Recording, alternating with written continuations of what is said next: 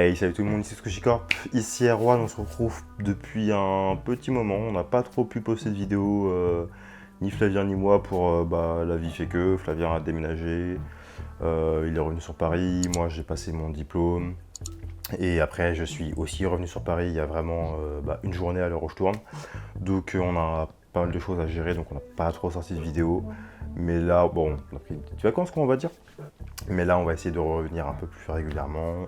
Et du coup, pour redémarrer un peu cette nouvelle saison, puisque ça fait un an, quasiment jour pour jour, qu'on poste des vidéos une fois par semaine, j'ai envie de vous dire. Donc du coup, pour redémarrer cette nouvelle saison, on va commencer par une petite review. J'avais envie de faire une review, parce que je me suis dit pourquoi pas, ça fait des vues, la passion, tout ça, moi j'aime bien. Et la passion. Et du coup, je me suis dit, je vais faire une review d'animé qui me parle, donc je vais pas en suivre beaucoup cette saison, vraiment, parce que je suis pas très animé, moi de base, je regarde vraiment juste les shonen ou les CNN que Flavien me conseille qui sont sympas, mais je suis très très peu animé de base, je suis plus manga. Mais du coup, les classiques, les grosses œuvres, je les suis quand même. Ceux que j'achète par manga, tout simplement. Donc du coup, cette année, cette saison-là, je vais en faire que deux, je pense. Et donc la première, ce sera Jujutsu Kaisen, saison 2, bien évidemment, le banger que tout le monde attendait depuis presque 2 ans, si je ne m'abuse. Il me semble que la saison 1 est sortie en 2021, je crois, bref. Et donc du coup, l'épisode 1 est sorti le 6 juillet sur Crunchyroll. Donc jeudi 6 juillet. Je tourne aujourd'hui le dimanche 9. Donc la vidéo sortira tout à l'heure, c'est bien ça. Donc petit résumé en gros, et puis après je vous dirai ce que j'en ai pensé. Donc petit résumé, l'épisode 1 commence, ensuite deux exorcistes, Mei Mei et l'autre j'ai oublié son nom, qui vont dans une maison hantée, on ne sait pas trop ce qui se passe, il y a un démon qui est là, un fléau pardon, qui est là très visiblement, je me gratte. Il y a un fléau qui est là, elles se font enfermer par le fléau dans la maison, elles finissent par s'enfuir.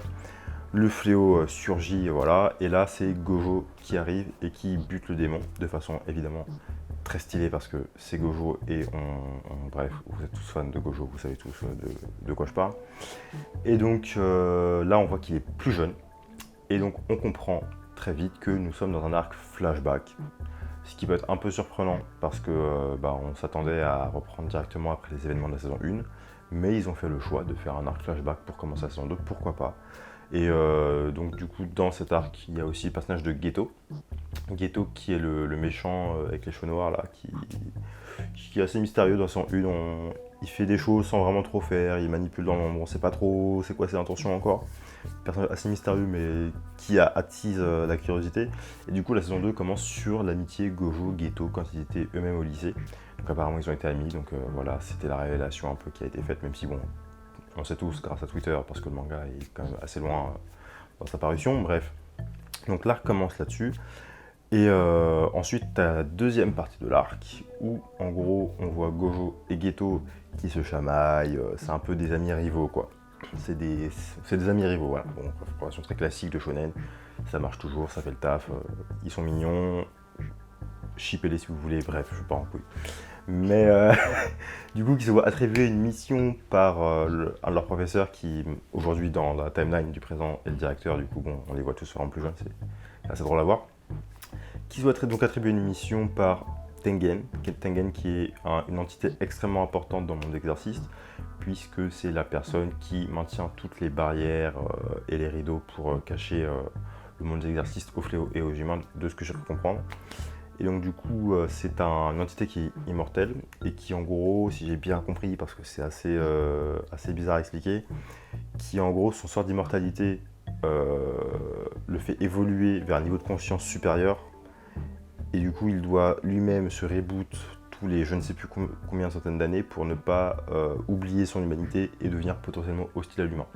Donc du coup, il décide d'envoyer Gojo, oui c'est ça, et Geto trouver le nouveau réceptacle qui a un nom que j'ai complètement oublié. Elle a un titre, bref, c'est pas important. Et la protéger durant 2 jours jusqu'à ce que le processus puisse se réaliser. Donc ils y vont, puis ils tombent sur des ennemis. Apparemment, il y a deux comment tu dis ça? Pas des clans. Bref, t'as deux clans, si vous voulez, j'ai oublié le mot, qui se battent également pour récupérer cette fille parce qu'évidemment, c'est extrêmement de pouvoir que d'avoir le réceptacle d'une des personnes les plus importantes du milieu de l'exercice. Donc il y a des petits combats un peu stylés qui commencent, on va y arriver dans l'épisode 2, hein, très clairement je pense que là c'est vraiment la fin de l'épisode. Mais ça restait assez intriguant. Et il y a beaucoup de questions qui se posent. Qui c'est vraiment Tengen? Est-ce qu'on va le voir? Parce qu'il me semble pas qu'on l'ait vu dans la saison 1, il était peut-être mentionné mais on le voyait pas. Bref, il y a des enjeux qui commencent à se poser. Pareil, la relation Geto, Gojo, qu'est-ce qui s'est passé? Pourquoi est-ce qu'ils sont... Il y en a un qui est avec les fléaux, et pourquoi pas l'autre? Où s'est passé la couille, quoi? Peut-être aussi le développement de leur pouvoir qui peut être assez intéressant à voir, surtout pour Gojo, parce qu'encore une fois, on est tous fans de Gojo. Et donc un Gojo qui, pour le coup, est plus jeune. Donc il a 17 ans, je crois, si je dis pas de bêtises. Très présomptueux, très arrogant, très prétentieux, mais il est jeune. Il est fort, mais il est jeune. Et du coup, moi, ce que je m'attends, c'est qu'il prenne un peu des coups dans la gueule. Parce que dans la saison 1, c'est un dieu vivant. C'est littéralement Deus Ex Machina de la saison 1. Mais là, ce serait bien si on pouvait le voir se faire tabasser un peu, galérer un peu, pleurer peut-être. Parce que c'est une façon de montrer ses côtés un peu plus faibles sans forcément le décrédibiliser vu que c'est un flashback. Donc c'est normal qu'il soit plus faible par le passé. Donc je pense que ce serait intéressant de le voir un peu galérer dans ses combats ou dans ses relations avec les autres. Parce que clairement dans l'opening on voit qu'il y a beaucoup de personnages qui vont apparaître. Et on sent qu'il y a un petit côté un peu nostalgique. Déjà c'est un flashback évidemment. Donc, tout ce qui s'est passé, tout ce qui se passe dans cette saison, c'est déjà passé dans l'animé. Donc forcément, il y a des trucs tristes qui sont arrivés, qu'on va découvrir. Donc il y a une vibe un peu nostalgique, je trouve, surtout dans l'opening et l'ending. Et puis pareil, qui nous dévoilent aussi des scènes de combat assez stylées, qui j'espère seront dans l'animé, parce que ça a l'air assez cool, mine de rien, avec des personnages. Bon bref, vous connaissez Jujutsu Kaisen. Gege Akutami, c'est faire des bons chara design et écrire ses personnages. Même si c'est pas ce que je disais au tome 1, bref, c'est pas la question. Mais pour faire un petit point aussi sur l'animation, c'est du studio Mappa. Mappa, est-ce que j'ai besoin encore d'en parler?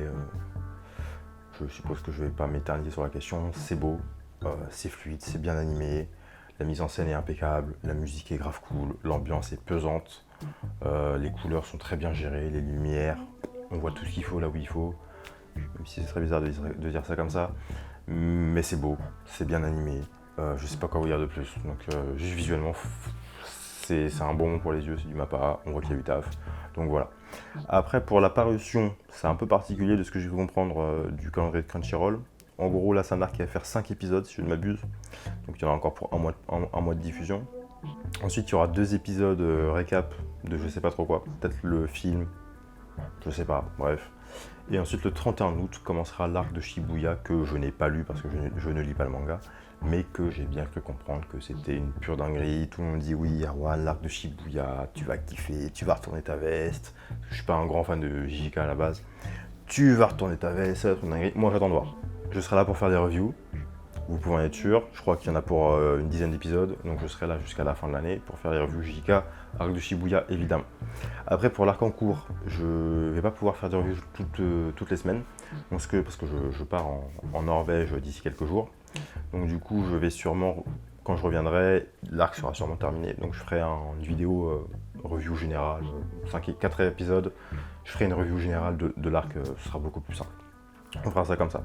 Et du coup, écoutez, on se retrouve pour le mois prochain pour la review sur tout l'arc flashback Gojo Geto là. Et d'ici là, c'était Squishy Corp.